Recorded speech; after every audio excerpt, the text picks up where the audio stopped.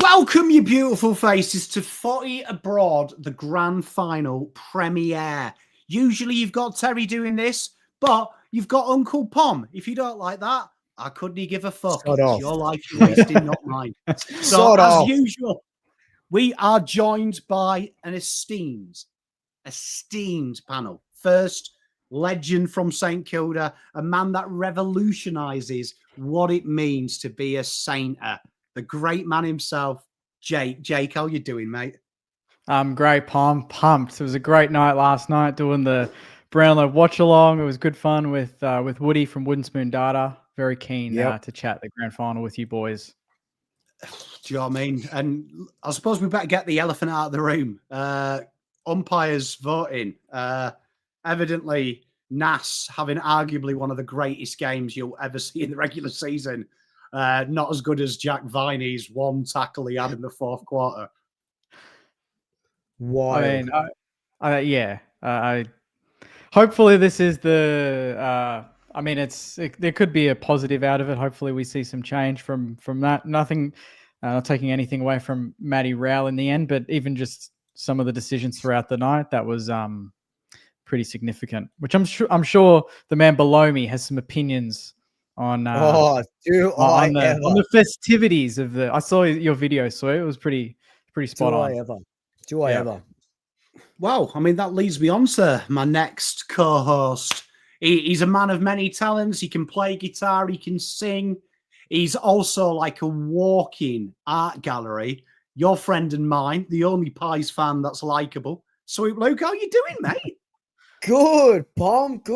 I still a bit crushed about the prelim. But that's just life. Huh? There can only be two teams that play off in a grand final, and unfortunately, it wasn't us this year. Brisbane were just better when it counted. We're here now, and I thought Nick Dacos would win a Brownlow and ease the pain a little bit, but that didn't happen. So look, we just put one step in front of the other. We chuck on some tunes, and we get on with our life, I think. Well, you know what? I was very impressed with you, Swoop, that literally within 25 seconds of Raul getting the medal, you did a video about Nick Dacos being robbed. That's you must have gone to bed at 3 a.m. To be fair, but I got to initial bed, thoughts. Very late. Pardon? Initial thoughts. Look, I don't. It's when a Collingwood supporter, and I don't know if you guys get it as well. When a Collingwood supporter complains or says something about the umpiring or the Brownlow count or this or that, it's always us having a sook, right? But what I loved was that, yes, Nick Dacos got, he polled really well. 32 votes. He was supposed to get, they predicted around 35, so he polled pretty well with the umpires. It was the fact that Rowell was getting votes in games where he shouldn't have gotten votes. Anderson didn't poll well. And as soon as I saw Naz get 2, I'm like, oh, this is it. It's not Collingwood supporters, biasly complaining anymore. Everyone can see how bullshit this whole thing is. And there's players getting 10 coaches votes or kicking 6-7 goals and not getting votes. It's just like, I just don't understand. They've got too much to do, these umpires. Like, they can't adjudicate holding the ball or insufficient intent. That's why they're bringing in this fucking last touch rule, because they can't do their job properly. And they're supposed to vote. 4 of them are supposed to vote on a Brownlow medal with no stats, no nothing. And because they're looking at the player that's going in and under getting the packs, it's brilliant. And this is no shade to Matt Rowell. He's a worthy winner. Maybe not 39 vote worthy winner, but a great player. And I don't want, it is sort of taking the shine off him with everyone sort of talking about it. But I just think something 100% needs to change. It's become a joke. Everyone knows that this is a joke of a count, joke of a count for the Brownlow. And I think the Naz thing was the cherry on top, or having 16 disposals and fucking 10 at clangers. How is that a 3-vote game? I went to fucking Woolies today after the gym, and I think Stevich gave me 3 votes for picking up some fucking my protein pal meals. You know what I mean? He gave me 3 votes for that. It's fucking cooked. They can't even get goal or mark of the year right. Oh, don't even get me started. We have a full panel that have all year to pick an All-Australian team, and they still can't get that right. I'm sick. The biggest thing that pisses me off the most is seeing players get awards and they're giggling on their way up to the stage because they know, how the hell did I win this? And it's becoming more and more frequent. Mark of the year, goal of the year. Sean Manor gets best young player of the year. I mean, you can't like common sense. Surely there is common sense still in football. I just don't know where it's gone. Like it's disappeared. And for the AFL, I find it crazy that the AFL then I knew straight away they would make a reel about the NAS thing to put it out. Then I'm like, but that's your fuck up. That's like, you. Why are you promoting it? That's so weird. That, like, does the AFL social media team not realize they are not an independent AFL account? They are the AFL. Yeah. They're trying to be wild. Like the game's gone. The game is gone. Like, talking about mark and goal of the year, and I said this on my stream as well. Darcy's mark was great. Was it a mark? Who fucking knows, right? Whatever. It was good, right? But I thought mark of the year was these guys that are getting up 3 meters, taking these awesome grabs. Like, even goal of the year, yes, Noah Anderson's goal was great. And it won them the game against us. But I thought Ashcroft's goal, dribble along the ground, that takes skill. Yes, you get a little bit of luck in there, but it's better than a run throughout the center. I feel like, anyway. And I think that's what, Nick did it last year twice, and someone else did it. Who won it last year? Was it a goal running out of the center as well? Harley Reid, was it? Was it Harley Reid? Yeah. All the same. Like, you're telling me that the best goals are the ones where you just get a tap and you get a 1-2 and you kick a goal. Far out, man. I want to see Eddie Betts' goals win goal of the year, not this other sort of stuff. Someone said in the thing, Pitto's torp. That's a goal of the year for me. Yeah. When the Russian kick a 70-meter torp, that's goal of the year. The least likely it is, the more likely it should be considered in these awards. Yep. I've got to say the goal was the goal of the year. No, it was a nice team goal, but it wasn't one of them ones that you do see them routine goals, don't they? I agree with you there, Luke. I mean, I have really enjoyed bringing the old Swoop back. That was a proper rant. That Swoop, that felt like I was on South Park and I was waiting for you to go. I thought this was America.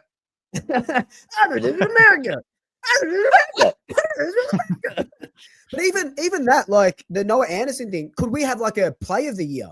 That would have been great for play of the year. The context of it, the 1-2, the team aspect, the captain, amazing play of the year, not goal of the year. Anyway. Well, I mean, there it is. And you know what? Shout out my Collingwood faithful in my chat. At the start of the video, I should have specified Swoop's our favourite Collingwood likeable content creator. The Collingwood fans, as per whole, are genuinely wonderful people, especially in the Pommy and Oz chat. So much love to Sean and Teresa, who took umbrage in the legend that is Nathan in there. But we have got a show to do. So Jake, tell you what, Terry will be on at some point. He's currently in the air at the minute. He is higher than Bob Marley. So we'll start with the legend that is Jake. Jake, what's your subject today? Fill us in. Well, we kind of talked about it, but I wasn't sure if this would be our final show of the year or not. So I thought we would kind of reflect on what our biggest call at the start of the year was and if we got it correct, and then our worst call. So I kind of went back in the archives. I looked at my ladder predictor. I looked at my bold predictions video, and I wanted to pick out some things I thought I got right and some that I got wrong. So have a think. Put in the comments as well if there was a bold take that you thought of or you predicted of and you were way off. Put it in the comments. Mine for what's a call I absolutely nailed. Pre-season, I said Naz would be in the All-Australian side, not just the squad, at halfback. I'll take that. And in my ladder predictor, I had Geelong and the Lions at 1-2. They are in the grand final. I had Hawthorn third, who were in a prelim. And then the odd one out was I said Max King for 52 goals. He didn't play a game, so I was way off on that one. And I had Collingwood and the Crows outside the 8, which was massively wrong. So a couple of good ones there, couple way off. So a bit of a mixed bag for me there. I also said Mateus Filippo would poll 10 Brownlow votes. Didn't get one. So, but he hardly played, right, because of injury. Yeah, so it was more the two blokes. So the two ones I got wrong were because they didn't play, but still wrong in the end. Dear like What about you boys? Big shout Ben Zero for the 5 gifted on the Pommy and Oz channel. What a legend. I believe he's a Collingwood fan as well, you see. Yeah. Collingwood fans in I love 2025 making a difference. You love to see it. Swoop, did you make any stupid calls this year? I said Pies will win the flag. That obviously didn't work out. But some calls that I did get right. I did say that Carlton. I said Carlton would finish 10th on the ladder when I did my ladder predictor. I had Pies in the top 4. I had Fremantle 3rd. I thought they would. Do a little bit more than the mid that they sort of had. But yeah, I think I went pretty hard. I thought I'd said this is all I can remember are sort of Collingwood ones, but I said that Dan Houston would be recruit of the year. But one that I did predict, and I have to give me a second. I want to get the proper stats up if I can find it by team. So I said at the start of the year that it was after the Richmond game where Membry, Mychek, and McStay kicked 10 goals between them. I said that they would combine for a total of 100 goals throughout the season. And I had a lot of people absolutely call me out for that. But I'm just going to calculate now. They ended up finishing with not 100, but they finished with 87 goals between them. So pretty close. Dan McStay missed out on 8 games because he did his knee. And then he had to play as a defender and a ruckman. So he wasn't doing much in the forward line.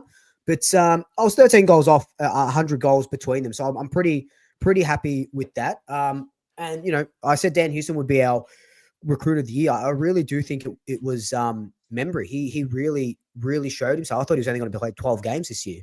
Played pretty much all of them and kicked 30 plus goals. Mate, I like it. I like it. What did I do remember the Beveridge one. I guarantee Beveridge would be sacked by the bye. So egg on your face. Egg on your face, Pom. I think the other stupid one as well is I had Sydney surprising everyone under Cox and becoming absolutely amazing and rising in the top 4. So I got that wrong. I did have Brisbane to win the flag though, so that's looking good. Just looking through now. I had Murphy Reid on Nate Caddy to win the Rising Stars, so that has come true. Yep. I did have Dacos. I hate to do this to you. No, Dacos that's fine. to, win the Brownlow. So did all the bookies as well. So at the preseason. Humble brag. I had Carlton 6th, but I had a caveat saying that's the highest they finish, but I could also see them finishing 12th. So I'm going through the comment section now. People creased me for it, going, have faith, we're coming. But I was like, genuinely like, I think 6 will be a good result, but I could see it being 12 even worse if it goes wrong. Jake will like this, sauce to land big fish. I said that you'd sign 2 A graders. My lock was LDU though, which has backfired. But I thought you were gonna did kind of call you going crazy. Yeah. That I think a few people were in that spot thinking we would go a bit silly, saving up all the cash. Hey, Ben with the 10 wanted to say I've enjoyed footy this season. Love Jake versus Pom battles. It's a charity boxing match there, you know. Do you know what I mean? We could cure. We could cure world's problems with that. Swoop's passion, Terry's thoughtful questions. Well, hopefully you do have the thoughtful questions. If I've got to go philosophical, Pom, I'll do it. Hope you have a great summer. Much love, Ben, mate. Thank you for the 10. A lot of numbers. Pom talking about Cox. Mate, you want to see it after I've had 3 or 4 beers, mate. We do all sorts of bodily parts, my friend. Teresa's going for Geelong. Chat, get your stupid calls in. Membry was a good get. That's going to be good. She's Markov delisted.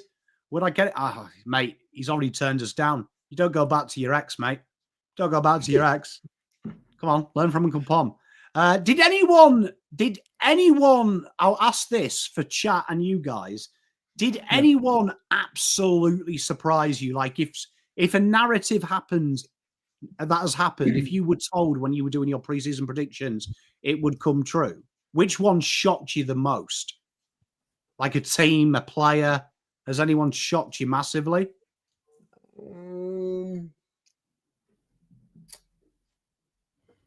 I think I don't know, like I still believe Geelong making it to a grand final is pretty. Like if you had told me at the start of the year, I think I did say Pies and Collingwood, Pies and Brisbane. Sorry, I thought Geelong. I say it every year. I thought Geelong would start to falter a little bit, but they just keep on keeping on. What do they finish, second or something? Like, I just they just top up really, really well. Also, I want to take one of my big calls that I just remembered. I did have the Suns in the top 8 as well, so that was pretty good. Yeah, sure. no, mate, that's good. That's a good call, that, because they're tough. Yeah. They're tough. You know what, Luca? I remember as well. I had Richmond 4-6 wins in my preseason predictions as well. There's a Pom call that came right. There you go. Jack Silvani leaving's popular in chat. Yeah, Jake, I was that's a good segue. Did you think Jack would leave? Firstly, because I know you didn't believe the rumors. Like, did that come as a curveball to you as well? A curveball that he just wanted to leave, full stop, or that he left? No, that he chose you. But did you ever see Jack leaving? No, I didn't. No, I didn't at all. I didn't think. I don't think anyone would think they'd see Charlie looking out the door. Like, I didn't think anyone of note was gonna leave Carlton at this point in time. Definitely not Silvani though. That was a major shock when I heard his name. Yeah, I remember in the midst of it all, Jake, you messaging me and being like, mate, he's not coming to St Kilda. He's signed sealed at the Pies. And I reckon at the time he was. And an extra year and a couple more dollar signs. But I couldn't see that happening. Like, yeah, like you said, like even Curnow and even all like these captains, just even Jai Simpkin out of nowhere is looking. It's like far out. If Harry Sheasel has to come up and say, oh, no, he's not requesting a trade, he's just looking, like that's kind of weird, man. Like, it's weird that he's even looking. Did anyone have Adelaide going as good as? I mean, is that a surprise to chat or That's anyone here? That they were the best side in the league. Yeah, I had them like 12th or 13th, I think, in my ladder predictor. That was wild. We'll see if they can keep it up next season. No reason why they couldn't. Ben Zero with the $2. Hopefully, a 2023 style close grand final this year. We'll come on to that a bit later, Ben. Put you all on the spot. Where do you think your team will finish next year?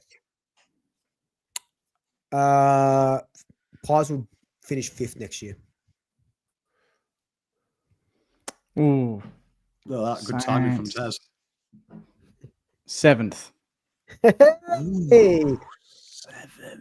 I'll go Baby. 7th. And joining us from Tullamarine. Look at him. He's got his hair slightly to an angle. The godfather of Carlton content, Terry.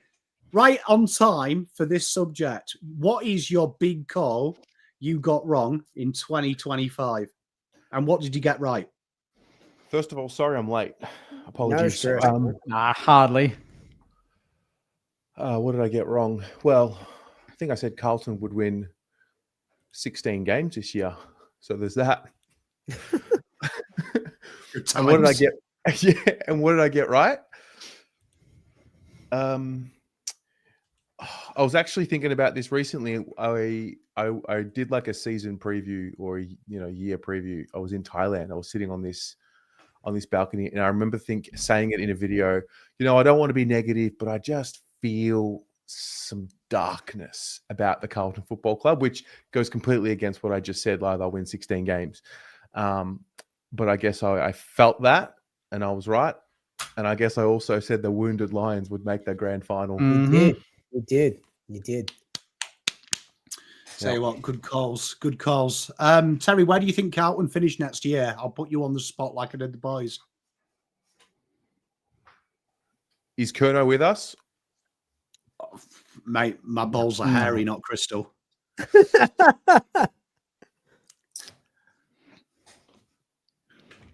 11th. 11th. Yeah. That's better than where my gut was. We'll take that. We'll take 11th. Yeah, no, I think we are clearly in a period of change and transition. Well, yeah, you know, best case scenario, you get a little bump up, everyone's bought in and whatever, maybe make finals. But I do think this club is pretty average, middle of the road. You know, it was interesting. I was going through some research. Our president last year, Luke Sayers, the best and fairest, said that we just need to zero in on the finer margins to become a great team now, almost as if that we were close. So anyway, we ain't close.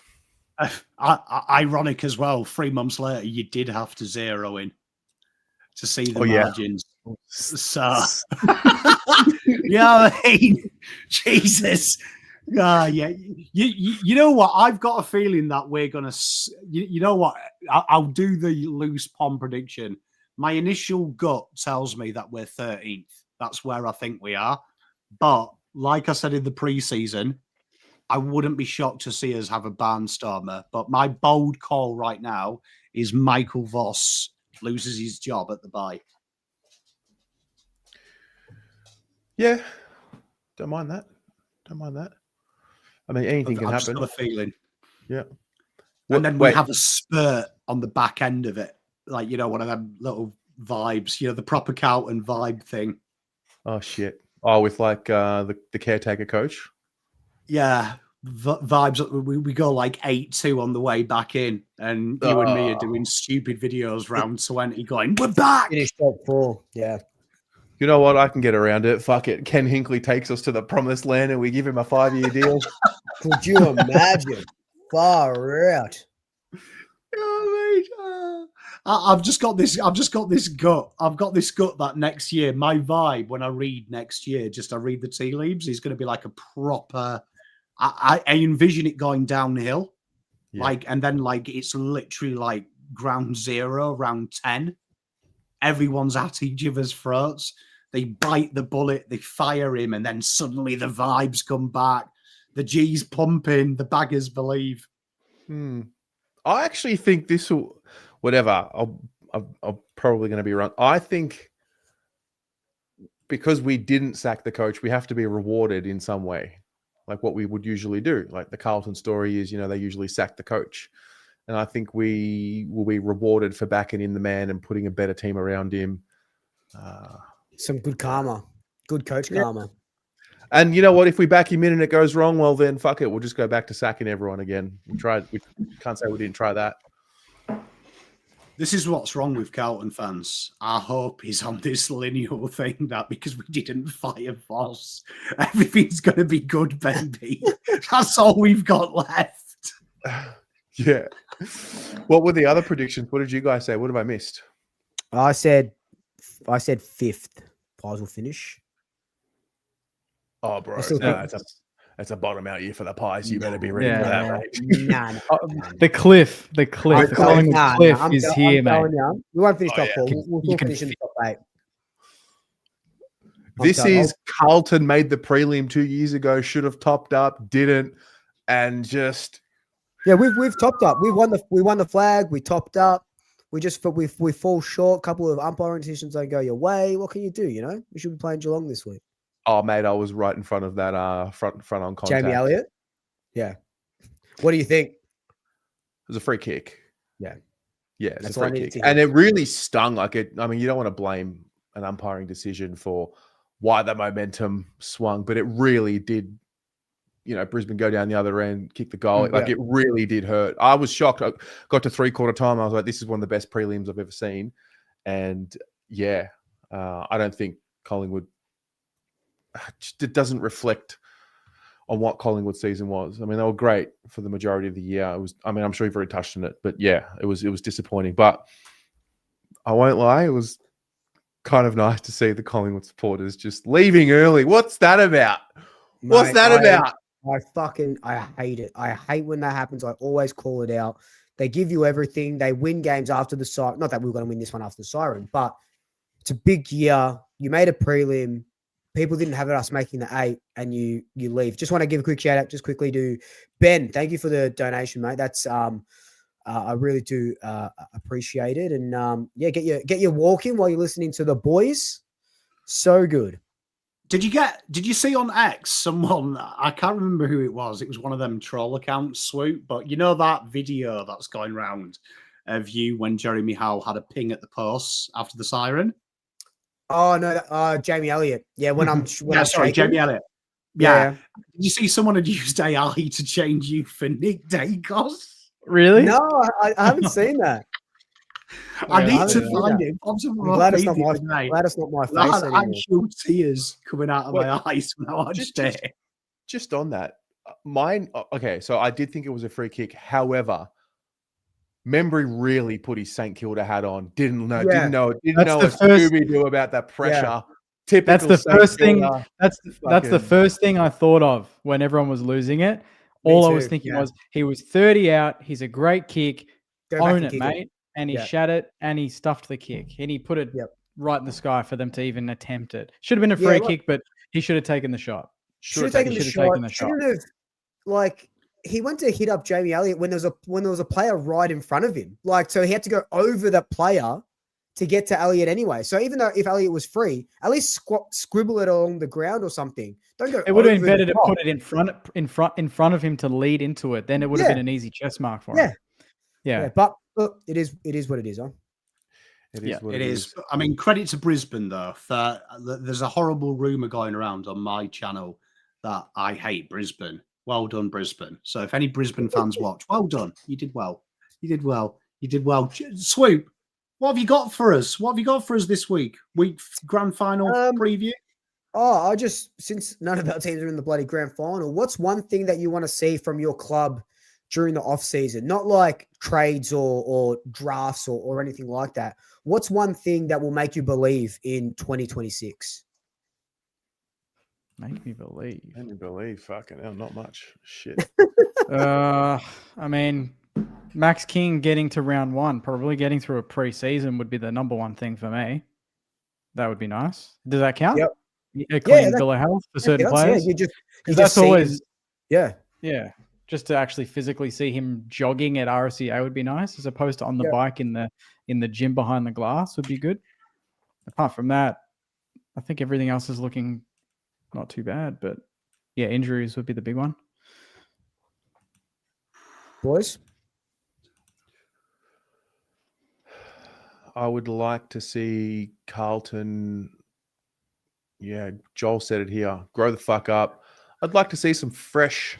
I mean, we've seen some change already, but I'd like to see some change at the top in the leadership roles at board level. I'd love to see that. Some fresh energy there. Hopefully some younger leaders appear there.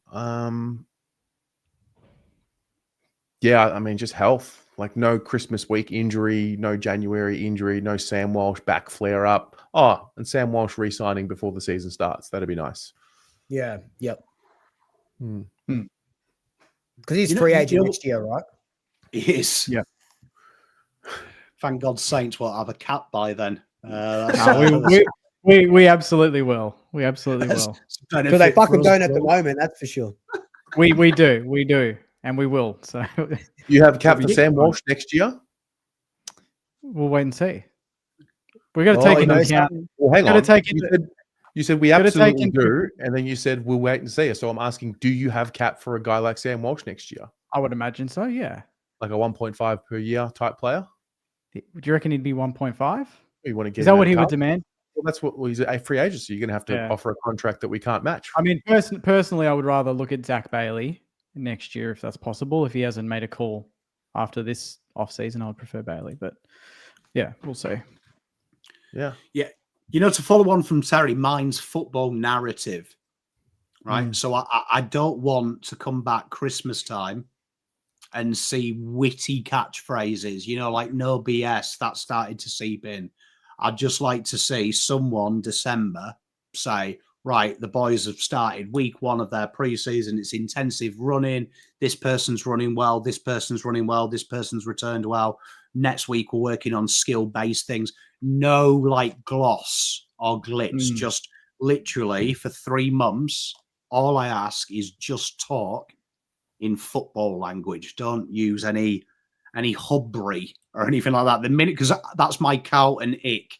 When I hear some hubbery rubbish like no BS and a smirk, that's when I know we're fucked. Like when Voss did the no BS giggle, I knew TDK was signing for Saints because I was like, you're just trying to massage my ego a little bit to let me down. And what did they do, sir?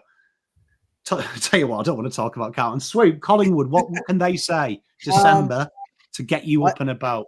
I think we need a change with our coaches. I think just a little bit too stagnant at the moment. Just the way that we played to that second half of the season. I just think we need some new voices around Craig McRae, and Fly always says that he doesn't want to be stagnant with our assistant coaches. So I expect maybe 1 or 2 to either drop off or change some positions around. But I would love to get new voices into the club. I think Carlton getting Hinkley is a masterstroke. I think Sydney's got Goodwin, someone with some bit of pedigree to just to change it around a little bit. I think Carlton are looking even at Josh Fraser, who is doing wonders at the Pies. So Bring him back. Yeah, I think there needs to be a couple of changes. Well, Liam's just said, Scoot Selwood and Josh Fraser are likely going. Selwood's our forwards coach from memory. I just think just a couple of couple of changes because I don't think that we're going to be landing a big fish this year. We're going to go to the draft and just need to see a little bit more of that. There is an ex-football coach out there currently out of work. I can recommend you if you want. David Teague. David Teague to the Pies. He's really good on the phone. He's really good on the what? Phone. That's a very niche floorball reference right there. Loves the phone, does that lad? But yeah. Well, I mean, you know what, Terry, you want to go last or do you want to go next? I can go next. Have we done the game? I have got a game, mate. All right, you can do the game. So I've just had 3 days pretty much plugged out. I was in Sydney for 3 days. And I'm like coming home just tonight, and I was thinking like, fuck, like there was news to cover. There was Buku Kamas nominated Carlton. There was content to do. I was, doing family things in Sydney, and I was away from my phone for a lot of it. And it kind of got me thinking as I'm coming back here, like, do you guys ever get that anxiety of, when when you're on a roll, momentum, content, like the machine is rolling? Do you sometimes fear? How do you deal with having to plug out? Like, I know it's good for me. I feel so much better for having just a couple of days unplugged, not, worrying about the content machine and having to get a video out, not having to, wanting to. And I feel great. I mean, I've just gone off a plane, so it's been a big day, and tomorrow morning I'll be back at it. But yeah, how do you guys go with, when you do take that break, that initial 24, 48 hours? Oh, thank you, Matilda. I sort of feel the same. Like even like when we won the first final, and then going into a bye week, I tried to use that bye week to just not pump out. There was weeks I was doing like 12, 13 videos, because I'm going to training and stuff like that as well. So I really just I got COVID a couple of weeks ago, so that really helped me just. Well, I wasn't physically able to do anything. I couldn't even speak. So it was good to just sort of just stop and be on the couch and play video games and do things that I haven't done in a long time. Oh, thank you, Matilda.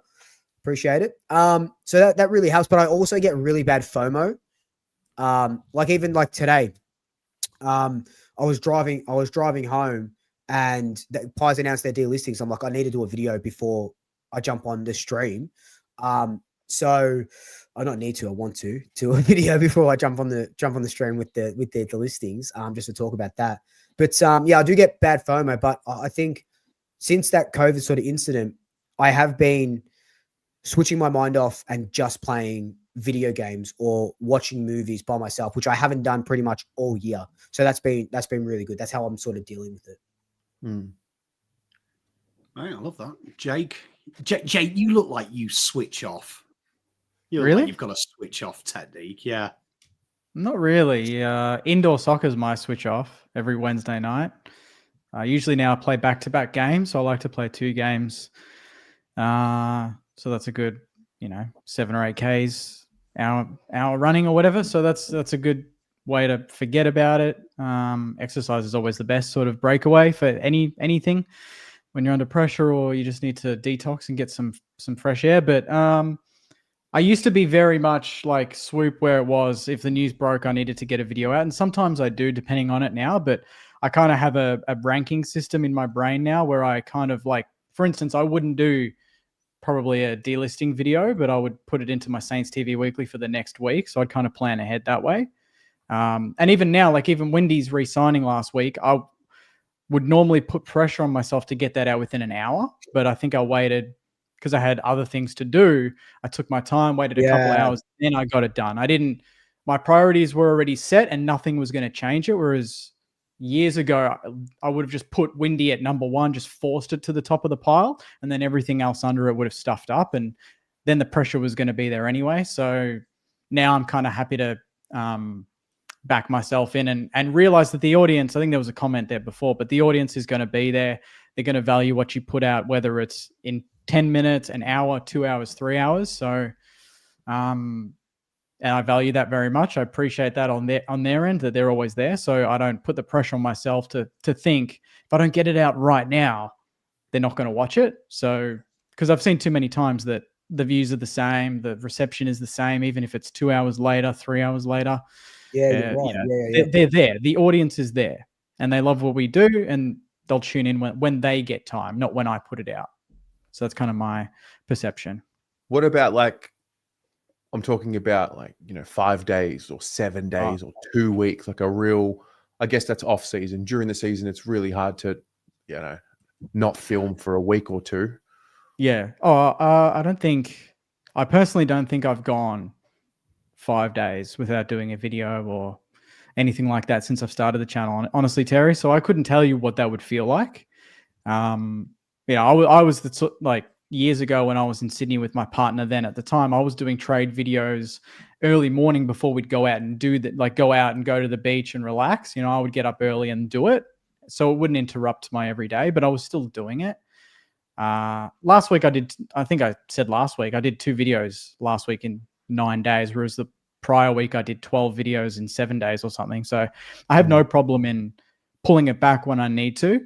I don't want to force the news or force the topic if it's not there, just for the sake of views or content. So I kind of just wait until I have that light bulb moment. But yeah, I'd love to have 7 days of just chill mode, but it hasn't quite eventuated yet. But maybe this off season.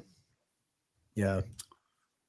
Matilda, thank you very much, my lovely. Very generous superstar. How do I break? You know what? It's really lame, but it's not lame. And I'm sure the parents in the chat can relate. But we have a no phone policy in the house anyway at 9 o'clock. So no electronics. Right. So only the TV, or because I'm daddy, I'll play the PlayStation. But the phone goes on the charge with the iPads. It's out of sight, out of mind. So that's how I debrief there. But the kids are probably my big debrief. Go out and play with the kids, bit of Fortnite, touch grass, go outside. So I can take or leave videos, but the content I've done this year, a bit different to you guys, doing general AFL. That's kind of like my break as well. I find it quite relaxing to research other clubs. So you know me, I get upset when I talk about Carlton. So my relief is talking about the list management strategy at St Kilda or North Melbourne. That kind of feels a little bit happier than like just doing Carlton all the time. I genuinely get sad when I research a Carlton video now. It all comes back to me. Genuinely, when I look at it, I'm like, oh God, I support these guys. So yeah, that's it. Just don't do Carlton content is my advice. I did. So Jake, what you said there resonated with me. So this year, I think it was just before Dick Pick, maybe, or just after Dick Pick. No, it was just before. Sorry, just before. I had done 10 days, no video. Whoa. Sorry, 12 days. It was the first time since I started the channel. And I remember like day one, like again, like sort of like you, like I didn't want to push it and force it, but also it was everyone's off. There's no breaking news. Like it's, you know, I got to day 3 or 4. It's quite interesting how quickly you adjust and become human again. Not that we're not human, but you know, not relying on the breaking news of the cycle. But yeah, I did 12 days, and I thought, like, I was thinking, like, wow, like it's the first time ever, and it's quite amazing how loyal our audiences are. That's the thing 100%. that because in the back of your head, you're like, oh, well, if I stop, then That's that's it. They'll go to someone else, or they'll whatever, or just stop watching. But it's funny, sometimes the break's good because you sort of missed, and we do content all year round. I was talking about this with someone recently, like, oh, if I get a membership, can I just buy it in the start of the season? I'm like, oh, I mean, sure you can, but I mean, the content goes all year round, apart from maybe a couple of weeks. So yeah, I will try and do something similar, no more than 2 weeks, but try and really detox. Because then I remember there was a Carlton, Dick Pick happened, so obviously covered that a little bit. And then there was a Carlton Open training session. And I hadn't quite got the juice yet for the year, like the real buzz. And then the open session happened. And I remember I did like a interview while I was away with Chloe, who was at the training session, and she just ran through everything that happened. And it was then in that one video, I'm like, all right, I'm ready to come home. Like, let's, so you kind of got to like detach, be detached, enjoy yourself away from the football version of you and Saints TV, sort of Luke Tommy and Oz version. And then to the point where you miss being that, and then, away you go. Yeah. You don't, sorry to jump in, but just to finish that off, you don't really know what you in the zone is until this moment now. And I know when I go back to Moorabbin and it's the first day and they're doing time trials, it'll feel completely different, but you don't know what's happening until it happens, if that makes sense. Yeah. Totally. No, 100%. And that's, this time last year, I was gearing up to go to Europe for 6 weeks. So that was my sort of detox. But even then, I thought to myself, oh, nothing's going to really happen. We haven't got any names going on in the trade period, blah, blah, blah. I thought I'm going to have, 6 weeks off, if you will. And then, we start getting Dan Houston and all these stuffs. And I'm making videos in the hostel kitchen at 3 a.m, drunk off my tits, because it's like break, and it's like 10 o'clock at home, and it's just like, fuck. But I think this year, I did it a bit last year where I took off like Christmas for about that week. Just said, no, there's no videos coming out. So I took off about a week or so for Christmas just so I could enjoy it, absolutely enjoy it. But it's not going to be as hectic as it is in season anymore, which is good. Yeah. It is important though that you do debrief, because it can become too much football, can it? Like me and Terry talk about this in the off season. It can overwhelm you, can it? Yeah, 100%. Yeah. Well, 100%. I mean, I've also been single for a lot of this time, so that's different now. I've been meeting girlfriends, family, things like that. So it's kind of forced me to be human and do things outside of this. So that's been a welcome addition. So get out there, lads. Start swiping. Start swiping. No, I'm all taken for, so I'm all good. Hey. Congrats, Maz, as well. Welcoming the second grandchild in 6 weeks. Maz. Huge. The clan keeps growing. And our main man, Danny, I believe his beautiful partner's just about to drop in the imminent future as well. Wow, so, congrats. Joining fatherhood like the rest of us miserables. the Masters of Miserables. But good subject, that. I like that. So who's ready for a game? You know what? Bring it home, Bomb. I've go. got deep diving. Got deep diving. Oh, in this no. one. Here we Oh go. no.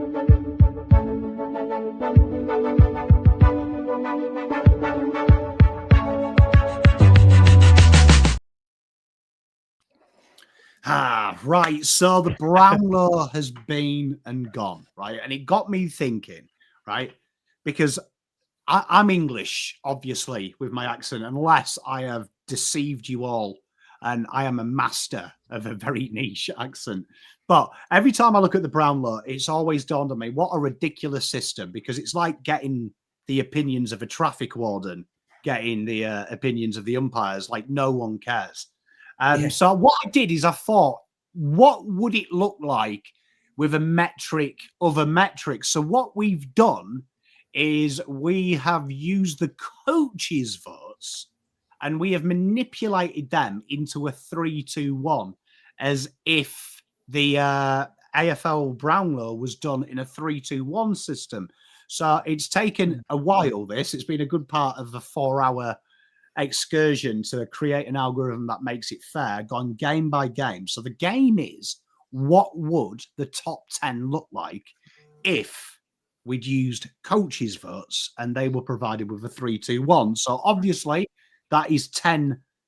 There's 10 votes each per coach. It's a complex system. Some people can be tied on 4, 5, X, Y, Z.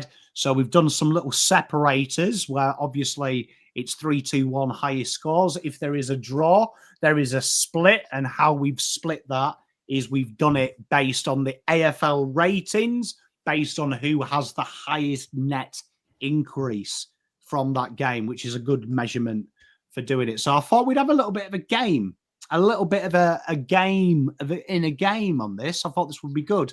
Hunter asked, can I do an Australian accent? I have got a severe issue. No matter what I do, it just sounds like I'm doing my accent, and I'll say good day. So accents, don't come and see me. Absolutely horrific. So we'll start with Luke. See if you can. I've given you the logos of the things, and chat, you have a go as well. See if you can guess which these players are and at which position they are. Just before I do that, I want to shout out in the chat, Uncle Akka. He deleted his sports bet today. No more gambling for me. That's huge. That's huge. So congrats. It'll be a daily battle for you. But yeah, congrats, and don't feel bad if you sort of regress a little bit. A small step forward is still a step forward. All right. Also, lads, just to piggyback on that, to the three of you, well done for getting to this point in your YouTube channel's existence without taking the gambling sponsor.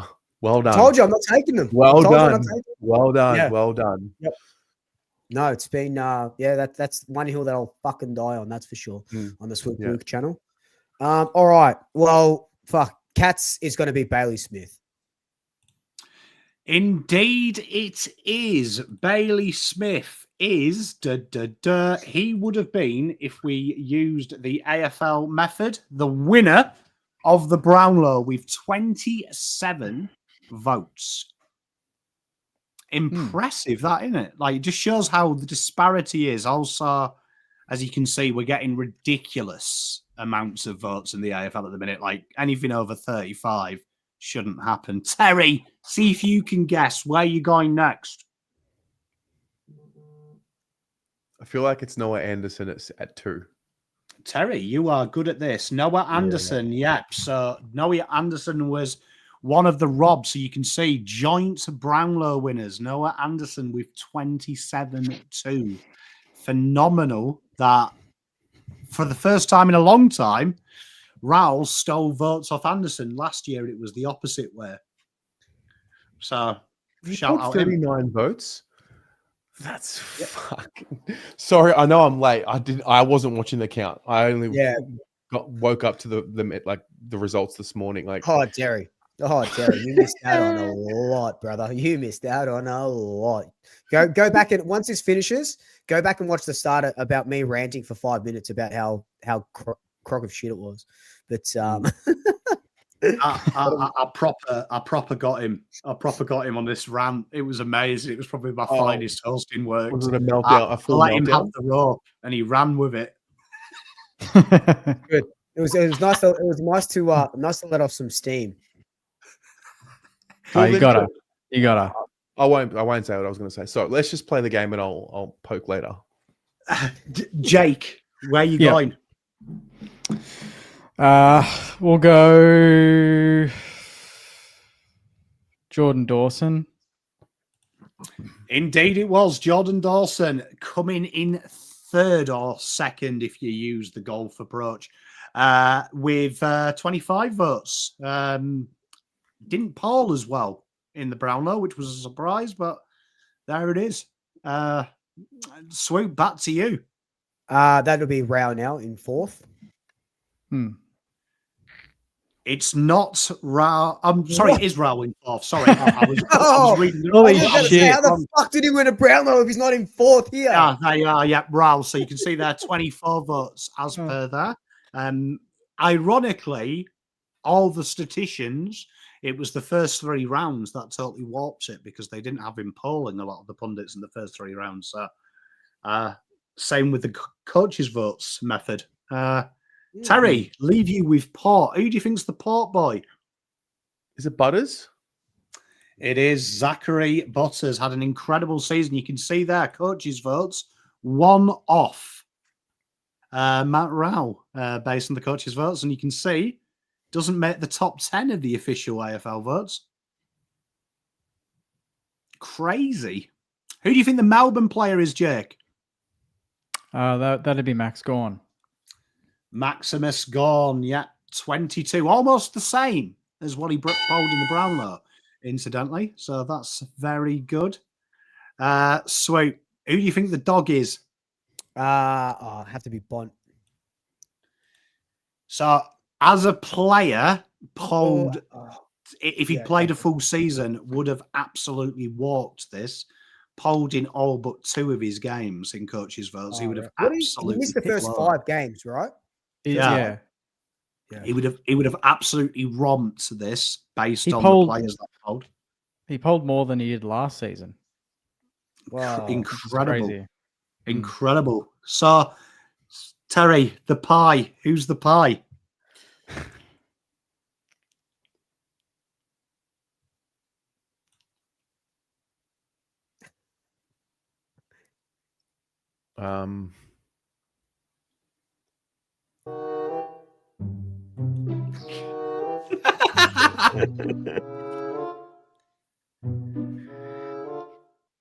Houston.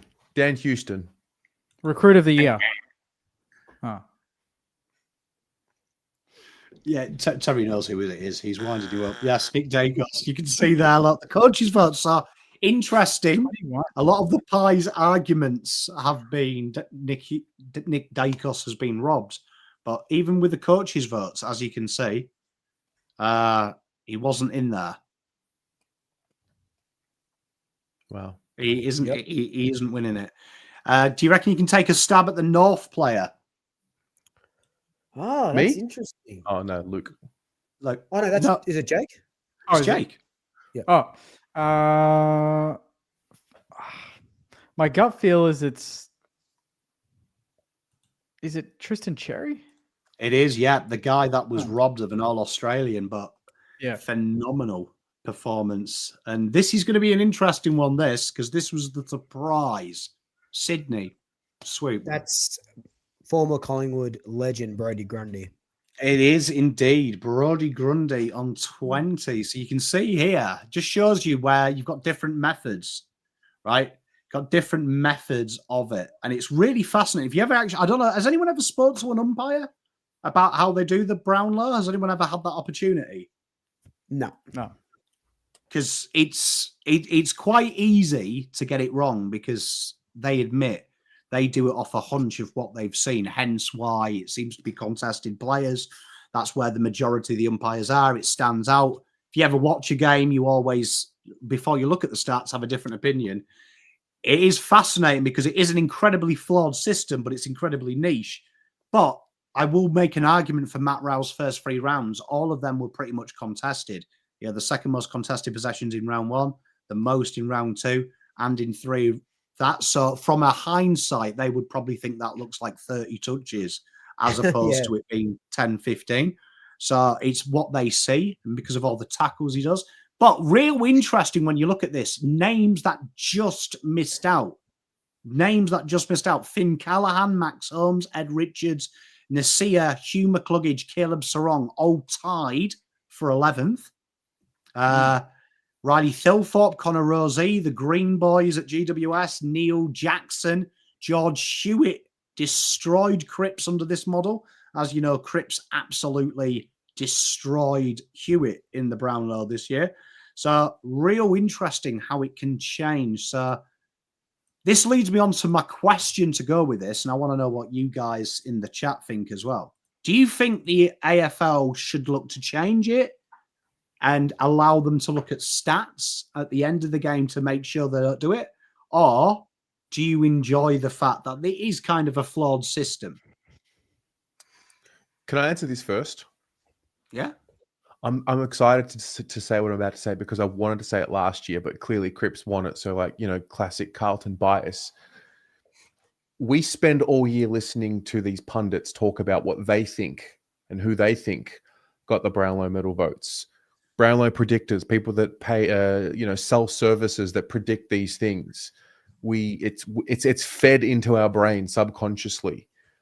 We also have a disrespect for the umpires as a sporting culture. Yeah. So anything they do is just met with that was wrong. And that, right or wrong, that's just the way footy is. So I think we all need to just acknowledge that the umpires do have a stake in their view of the game. And, you know, the one thing that they see and hear is what happens on the field. We don't know what happens on the field. We don't know who says something stupid. We don't know who talks back to the umpire. We don't know who's a sook on the field. We don't. So, you know, this has happened every year. Nearly every year there's that shock winner. The favorite rarely wins it. It's no surprise. If anything, we're just getting the votes are now really, you know, coming in thick and fast for certain players. Cripps was the beneficiary of a system that rewards the contested players. He was also a player that played in a team that had key position players as stars in the Carlton team who traditionally don't poll well. Don't poll votes, yeah. Yep. You know, so the other midfielders around him last year had poor years. You know, Kerry was injured for a lot of it. Sam Walsh was injured and just not as good for a lot of it. So he just, I don't think we'll see a Cripps year again. We might. So I just think, like, it happens every year. We sook about the winner every year. I couldn't really have this opinion last year because Cripps won it. And typically it would be like, okay, of course you'd say that because Cripps was the beneficiary. But the umpires see things on the field that we don't, and they hear things that we don't. So what did they see in the Saints Melbourne game in round 20? Good question. Who knows? What do you think they saw? Well, there's 4 quarters full of communication that's happening. The Saints were dog shit for 3 quarters, and they came back and won the game. Naz was still good up until the third. Great, but obviously they didn't think he was as good as Viney. Did you think he was as good as Viney? No, I thought Naz was the best player on the field because he took the game by the scruff of the neck. But it doesn't matter what I think. This is what they voted. We need some level of objectivity in a award. Which award is it that is objective that says, yep, that's the best player, they get the award? Because it's not the Brownlow. But the game is not objective. The game is a ball-shaped sport. It's unpredictable. It's imperfect. There are games, though, where you can watch and say that player is the best player on the ground. Objectively speaking, Naz was the best player on the ground. And there's other games like that players didn't poll. But yeah, what is it, Pom? Well, I was just going to say, if you look at Jack Viney's game, though, right? So the algorithm we use to predict the Brownlow puts a weight to contested possessions because that's where it's been in the last couple of years, and tackles and clearances. So he had 16 tackles, 13 of which were at the contest in the coalface, right? So I look at it this way. I remember playing golf with an umpire a couple of years ago, and he said, play a game for me next time you watch a game. He was like, don't look at any of the stats. Just write down your 3, 2, 1. And then he was like, go and do it. And it is crazy how this changed my perspective, because you start focusing on one thing and it seems better than it was. So from not defending the umpires, but I think in that game, Nas was anonymous until the last 5 minutes in impact. Let's be honest. In fairness, that 5 minutes is amazing, but throughout the game, 12 of them tackles in front of the umpire. So every time you win it, he's winning it. All the clearances, the contested possessions. He also capped off a great team goal that went from the centre. I would argue that maybe when the umpire comes off the ground, he would have been like, fucking hell, Nas was good. But did you see Viney round quarter 1, quarter 2? He killed Melbourne's midfield on his own. So not defending them, but I would say I could understand how you'd come off, and that impact maybe isn't as big as what you saw from the whole game. The whole game with Viney dominating, because he was dominant in that game round quarter 1 to quarter 4. Nas was impactful though in the last 5 minutes. Maybe on a different day, but I'm not agreeing with that. I think you. No, but get it I'm right not saying it's right. right, but I'm saying I can understand how the umpire might have said, "Fuck, he was good though." Yeah. Every time anyone won the ball, so that's got to come into it. I'd say that the 5 minutes is good. Yeah, but then the week before, Naz has 36, kicks 3, has 10 clearances, 4 more than any other player on the ground, and he doesn't poll a vote. And you're like, okay, well, maybe they're under the nose. He's getting 10 clearances, he's kicked 3, he's had nearly 40, no votes. And you're like, okay, by that logic, he was in the centre bounce. They would have seen him explode out of the contest 3 or 4 times, which he did, and he gets no votes. So it's like, I get your argument, but then there's other players. Steele, if you're basing it on tackles and grunt, he got the most tackles in the league, didn't poll a vote. So it's like, it's kind of just a little bit of a reach, in my view. I think he had a shit year, though. He had a shit year, absolutely. But there were certain games where he was a contested beast and could have got votes, and he didn't. I'm not saying he should have got votes, but I'm just saying based on what we're talking about, that criteria, maybe he would. But if you're having a game like Naz and you're not getting votes, I fear for what this Brownlow is going to become. He got votes. He just didn't get the 3. No, but he should have got the 3. Yeah, I agree. He should have got the 3. It's not that. Well, I don't care. He got 23 or 24. It's not that. It's just the precedent that it sets. If you give the umpires the stats, though, isn't that going to open the floodgates to relying on the stats? If you start, I didn't pose that as a solution, but we can talk about it. I didn't say you did. I didn't. Yeah. I'm just saying. Like, I'm opening it up. I'm adding. If we are to go down the path of giving the umpires the stat sheet at the end of the game, in addition to whatever they do, don't you think we open the floodgates to then rely on the stat? Is the stat sheet more valuable? Like if you had the option of giving them the full replay to watch or the stats, which one is more helpful, do you think, to them? They don't see the stats. They're not allowed to see the stats, but they can watch the game again in their own time and come back with the votes. No stats. Is that possible? And would that help? Replay of every game? Yeah, well, how many games does one umpire around? Maybe is it 2? Is it just 1? There's enough. Exactly. So there is enough time for them to collect their thoughts, go home, put on the replay, come back, 3, 2, 1. There you go. In that time, no stats, nothing. In that time, do they have to lock out from any media coverage of games? That's exactly what I was going to move into. They would have to do it fairly quickly, or in a situation where they wouldn't look at any reports, they wouldn't look at any stats, they couldn't do anything. Maybe it's immediately after the game. I don't know. But there could be a method where if they miss something, they'll catch it on the replay. What if the umpires immediately after a game, just with their nothing but their raw experience of what they saw, heard, and felt as a collective, just put together 3, 2, and 1 before they got to listen to any media on the radio or watch any media on the television or have any opinion put out there, and they just did it immediately? Which is obviously what they're doing now. But what they're doing, and it's working excellently. It's working. It's working great. We didn't know who the Brownlow Medal winner was going to be. When they have 4 umpires, I think maybe it might have been who didn't get a fucking 3-vote game instead of a 2, and everyone's fucking crying about it. Sorry, Luke.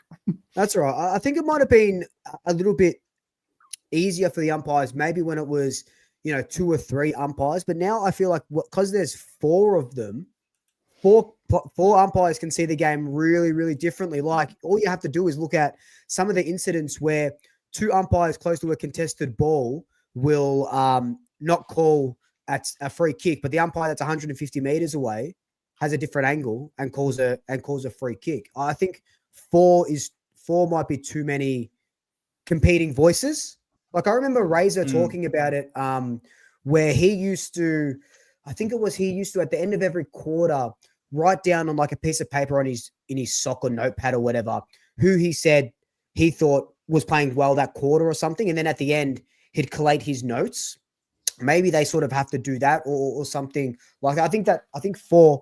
Look, I thought stats would be the best way for the umpires, but I think you're right. I think the umpires just have to go on merit, and it's just become Brownlow is just an umpire's award now, which it always has been. But I think 4 competing voices, and then finding the median of that. 2 of them could have said, well, one of them could have said, or 2 of them could have said Naz had 3 votes.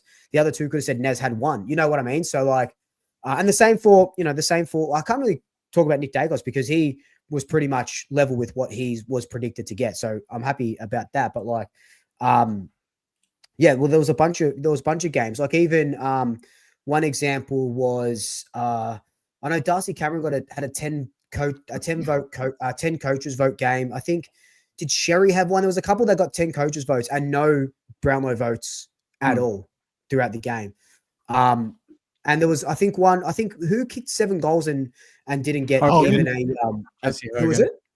Yeah, Jesse Hogan. Like, that's at least a 1, but 7 goals, that's a 1 vote game. Like, you know what I mean? Like, I think there's too many cooks in the kitchen when they're trying to come up with when there's 4 of them. Maybe, 3 is a little bit better or 2, but yeah.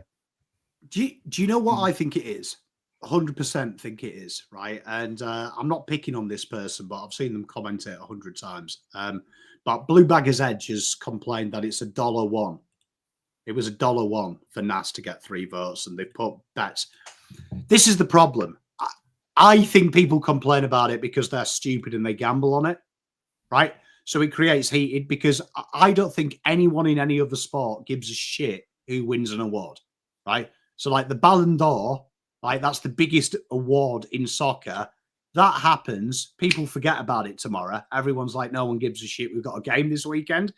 I think because there's so much gambling in it, it's fascinating. So to me, it's a stupid, like when I hear someone complain about, oh, it's not fair that Dacos didn't win it. My brain thinks like this. It's like drink driving and crashing your car, right? You're an idiot for getting in the car drunk, aren't you? It's the same as if you lose money gambling, you're an idiot for putting money in gambling. You know what I mean? Yeah. Same as a drug addict. If you overdose, don't fucking do drugs. It's simple, cause and effect. I think that's where we get it from. Like, I think that's why people get so upset about this, because it is a niche award, isn't it? It's the umpire 3-2-1. I agree with Terry.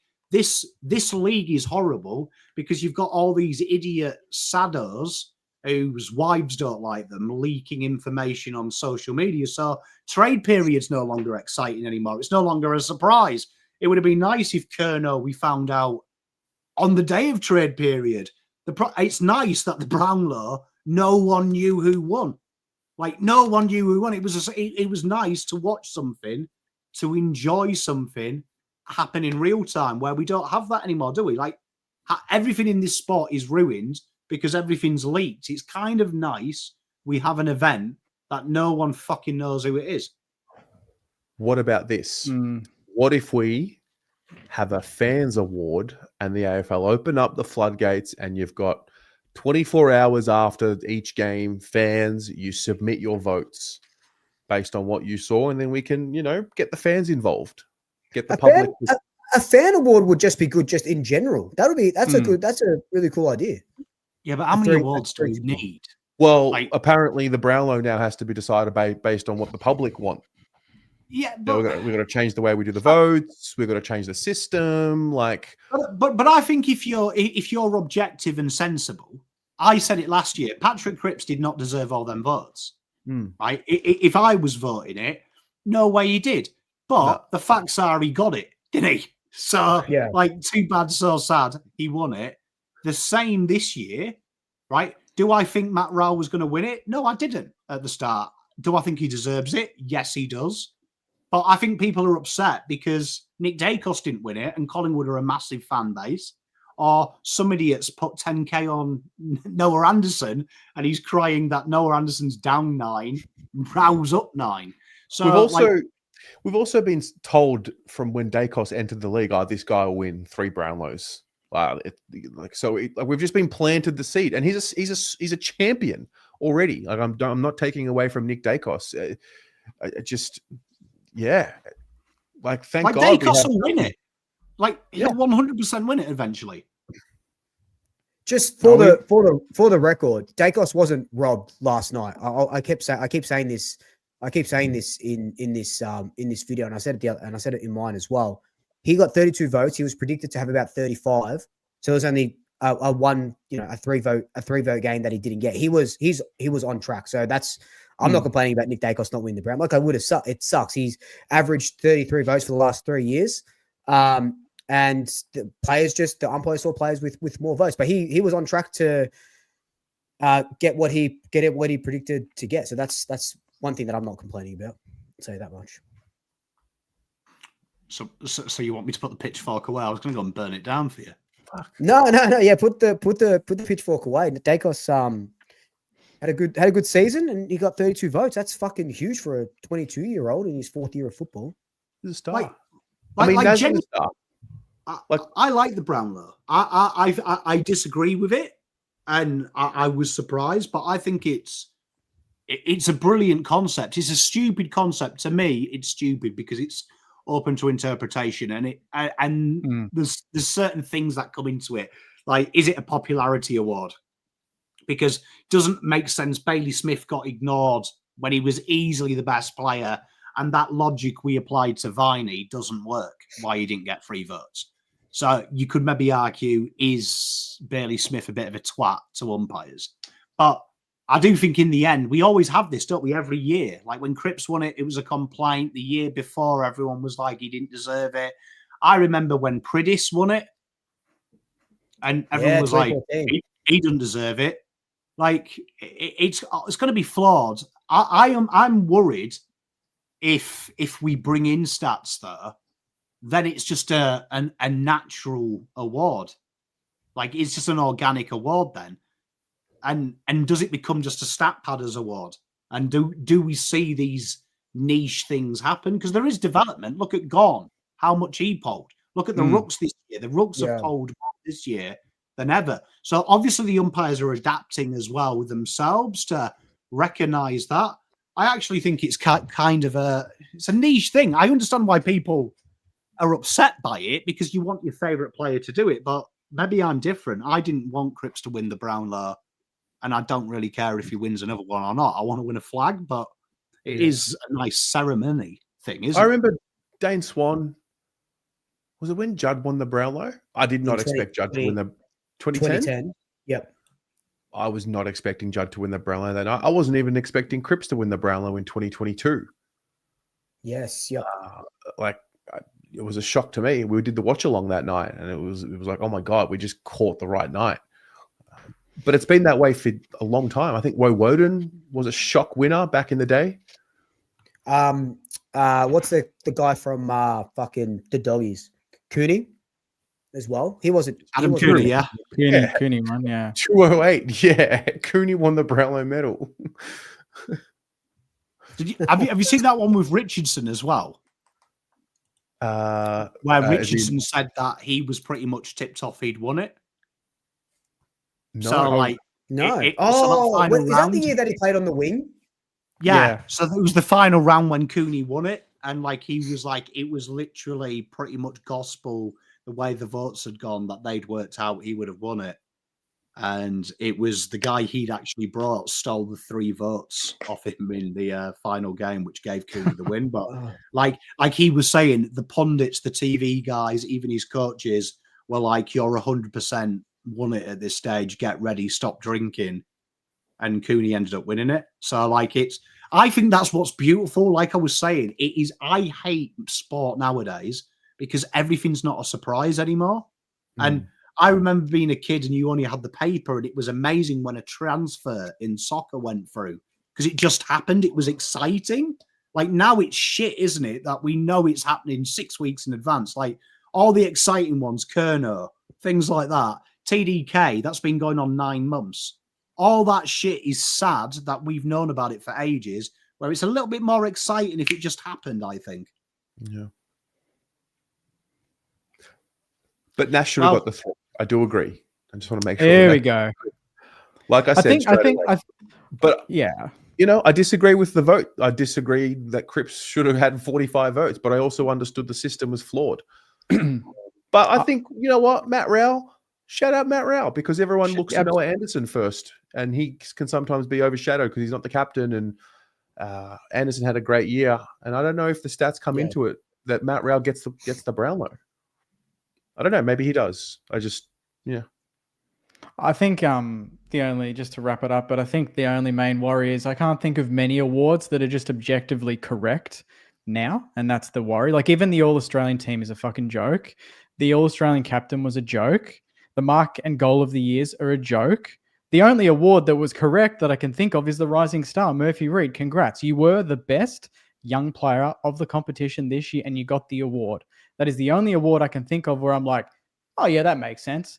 Everything now is made to turn into a reel, to be clipped, to get views. It's all that and nothing more, and just viewership and surprise. You know what? I don't care about not being surprised. I care that the best player gets the award they deserve. And like Bond is not going to get a Brownlow in his career potentially. And I can't believe that. That doesn't sit comfortably with me that a player that good for that long doesn't get supposedly the best award in the comp. That's just very odd. But he has won the MVP multiple times. He has won the MVP, yeah. But you can't tell me. But you can't tell me the umpires don't notice him when he's dominating games. Are you kidding me? Like that just is so random. How can you not notice the one? What do you think is the most valuable award? Do you think the coaches award, the players MVP? Which one do you think the most gravity? I think the players MVP. Yeah, I would agree. I think if I had to pick, like if I was playing, yeah, definitely. If my opponents are voting for me and they rate me the highest, absolutely, that is number one on my list. Yeah. I do want to just correct some people. People are saying that Champs Data predicted Matt Rowell to win it. That's incorrect. Champs Data predicted Nick Dacos to win it by 8.5 votes. They predicted Matt Rowell would finish 2.5 votes better than Noah Anderson, right? And that's what they're excited about. That's what they were excited about. We've also got a $2 from Teresa. Pendle's never won one, and he's the goat. Spot on.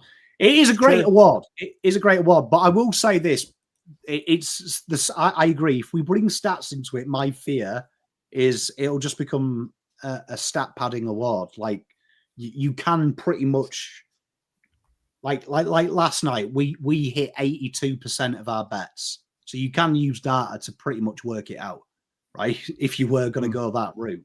There is anomalies, and that's what I think make it great. I think it makes it great that there's some anomalies. Life's predictable.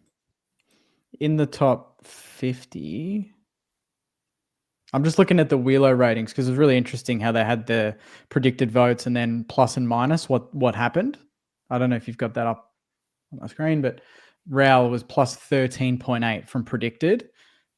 Chad Warner was plus 10, and no one else was any more than plus 7, and he was plus 13.8.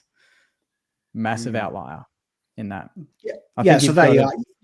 Yeah, and these are the things that you've got to look at though when you do it. I don't know how Andrew does this. I'd imagine his data is the similar in mine. I think here looking at this, I think he's heavily weighted contested possessions, but you do see it, right? So you do see these anomalies. You do see these anomalies all the time. So it's almost impossible to predict though, and that's what is beautiful about it. That's what annoys me, where people want it a bit more straightforward. They do it. So just to show you as well, chat, look, here we are, just so I'm not chatting shit. This was champion data from SEN, Daniel Hoyne. Sad So on he you. released this on the morning of the thing. So the Brownlow Tracker top 10. So Nick Dacos was going to win it. Matt Rowell was second. Jordan Dawson was third. Tom Green. So Dan Hoyne, the biggest liar in data, he may have changed it in the last couple of days and said, no, I said Matt Rowell's going to win it, but let's hold him to account. I haven't seen anyone reputable predict Matt Rowell won it. So, like, fair play to him. But Champions Data, so I can explain how Champions Data does it. Champions Data weights it incredibly towards contested possessions because the last 10 winners have all finished high up in there. It also ranks clearances won. The last 10 winners have all finished high up in that stat. So Daniel Hoyne does great work. But yeah, and that's what's beautiful about it. Like, for someone that loves data like myself, turns me on when data gets it wrong. Like, because if we could predict everything, no point waking up in the morning. Yeah. Wow, we've got a big game. Yeah, True. And we don't have a predictor. So chat and you lot, who are we backing in this one? What's Come on, everyone's boys. thoughts on this game? Lions for me. Yes, come on, Lions- boys. Lions for me. Yeah. Come to the wounded Lions. I tipped them Marry. I tipped them the last 2 weeks, but yeah, Lions all the way. Have they confirmed that Lockie Neal's going to play? They're keeping it. Caroline Wilson said that he was going to play, but they're going to give him up until Thursday. Would he be the sub if he plays? Would he start as the sub? Good call. Just to because that's what I would do anyway, and then give it the half, see how it's going, and then unleash him for the second half, and he might get a medal at the end of the day either way. I think that might be the safest option. Imagine having Lockie Neal as your sub. Phenomenal. I hope Would the you- Lions win. Would you have him as a sub or would you start him and sub him off? Yeah, either way, I guess the sub would be a factor for him. You'd imagine he wouldn't play a full game if he played.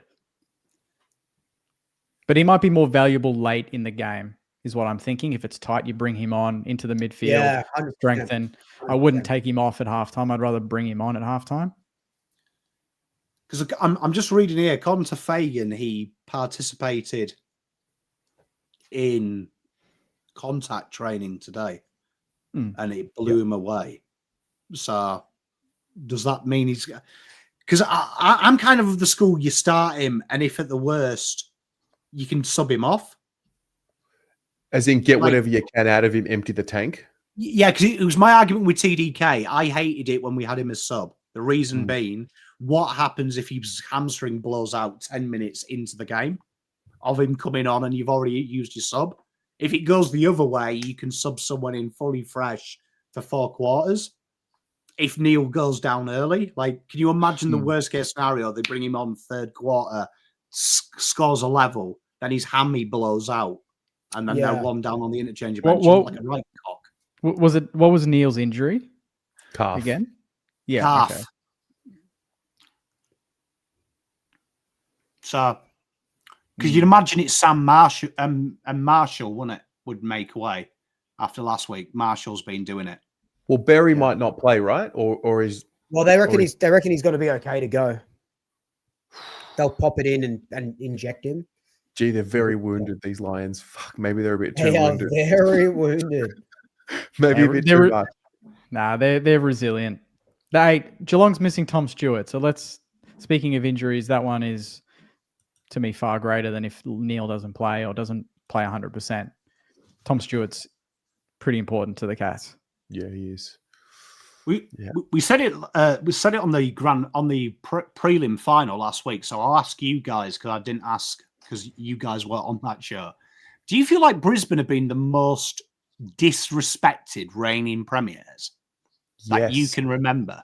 Because it does feel like they're kind of just fucking here, but they are bona fide champions. Like they deserve to. It felt like last week everyone had written them off. The week before everyone had written them off.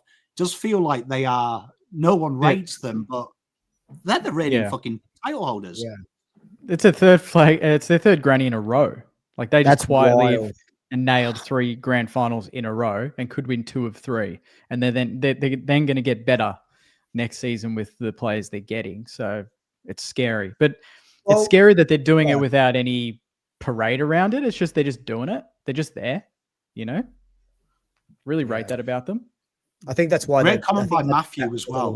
Like I feel like Fagan gets no respect because like last year he lost Kitty Coleman and everyone said that was season over. You can't win it off halfback flank. And I now remember the first game Dane Zorko played at halfback. He was average and they were like, you can't get a 35-year. I think it was Hodge who said it. You can't expect a 34-year-old man to work like a early 20s zippy halfback. He's going to have to change that. Zorko was arguably the best player in the Brisbane team last year. And then this year, it's been you can't win it without Joe Danaher, Logan Morris, and Ty Gallup. Who are they?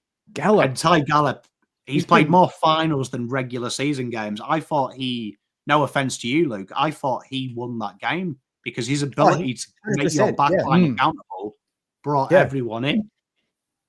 Yeah, no, he did. Gallup was great in his what was it, fourth or fifth game or something. And I think Geelong to play a little bit of devil's advocate as well. And I think I was one of these people that kind of wrote off Geelong going into this final series because they had such a soft draw their last 6 or 7 weeks. I thought, as soon as finals hits, they're not going to be able to compete with the Lions in the first week or whoever they sort of have to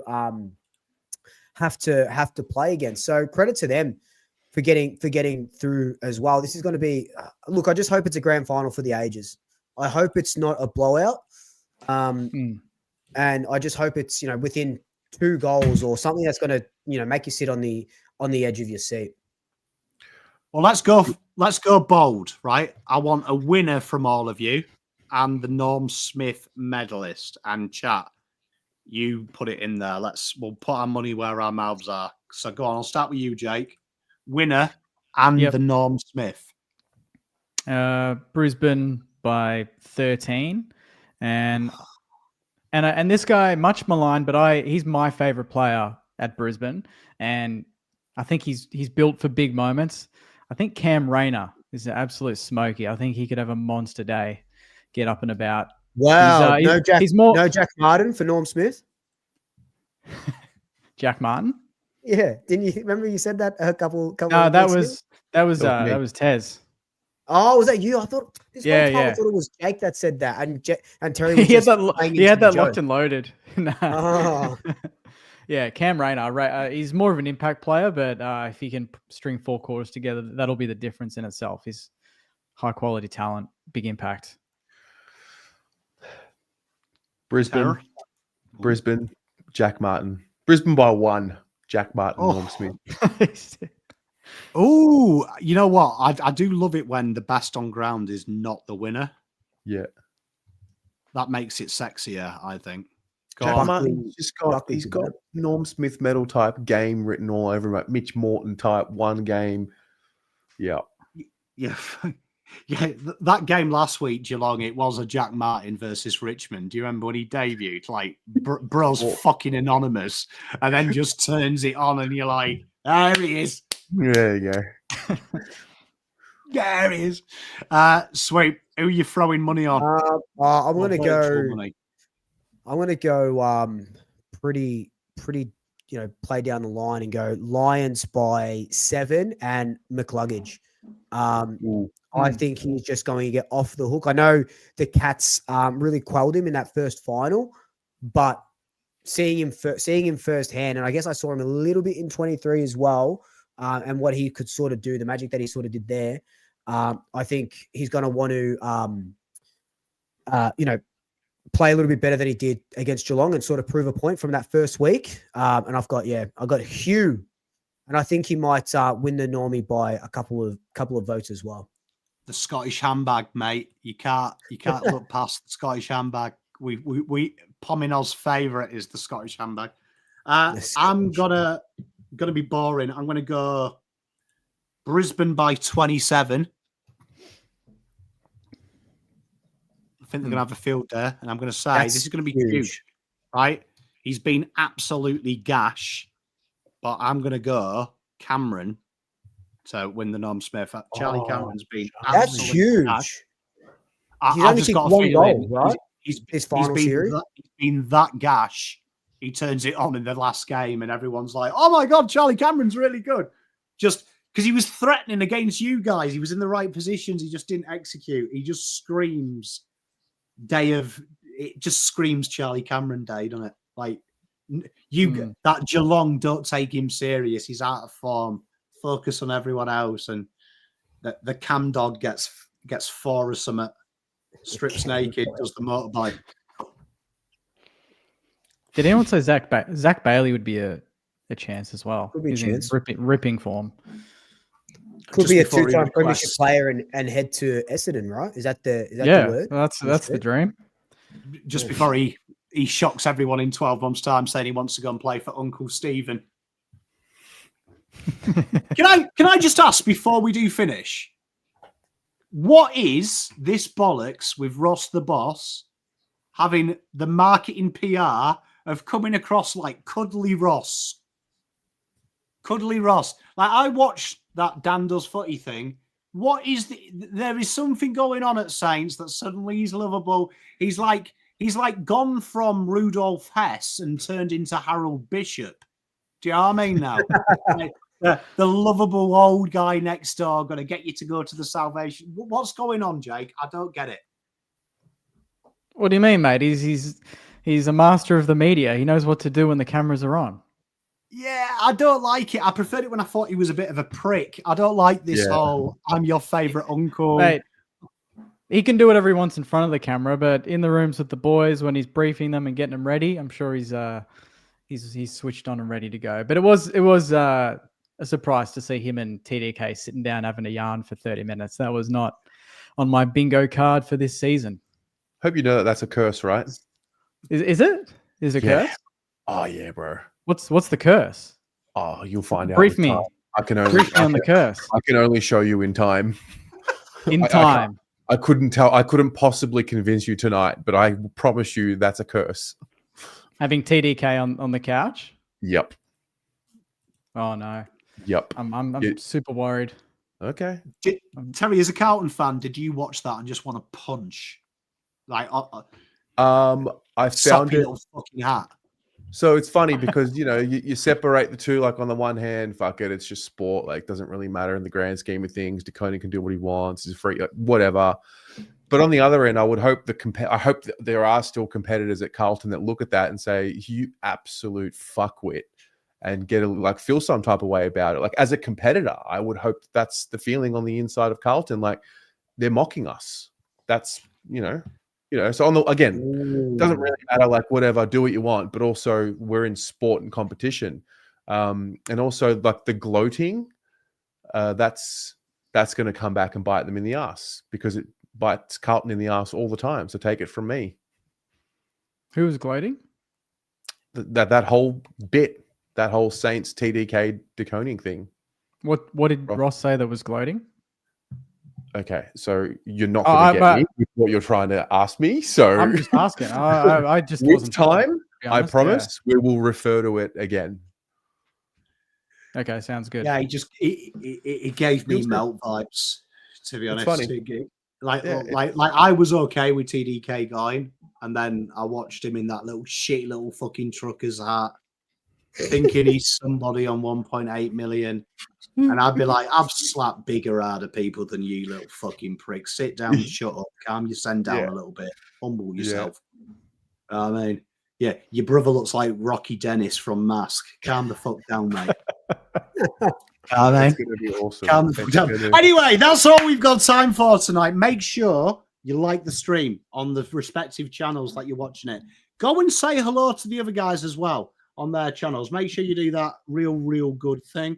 I do believe, is this the last show for the year, guys and girls? I believe it is. It might actually be. What a shit note to end on. But yeah, thank you everyone for tuning in. It was a great note to end on. Was it? Whatever you say, Terry. Yeah. We do owe the chat a live when we're all together. So I think we should maybe do some FIFA at someone's house. Off-season content. Now that. Yeah. I mean, Little- off-season little- content. We'll all have a few beers, a little We'll bit get a- cut loose. Absolutely. We could maybe bookmark one more episode, like maybe before trade period or after trade period ends, or before the year's done. Maybe a review of Deadline maybe day. a review of trade Yeah. period and stuff. yeah, Well, don't yeah. put the line through When it just yet. Jake's bought half the fucking league. Deadline day. Left CJ and Buku for us. Cheers, mate. Like, yeah, I mean, quality. Well, you know what, chat? It's been humble. I'm sure I speak for all the lads. Your support has been immense. This has grown every week. We'll be back next year and back later on this year. So, toodle pit. Look Thank after yourselves. you. Be good. And we'll see Take you care, next everyone. time. Yep. Go See you next Pies. time. Let's go.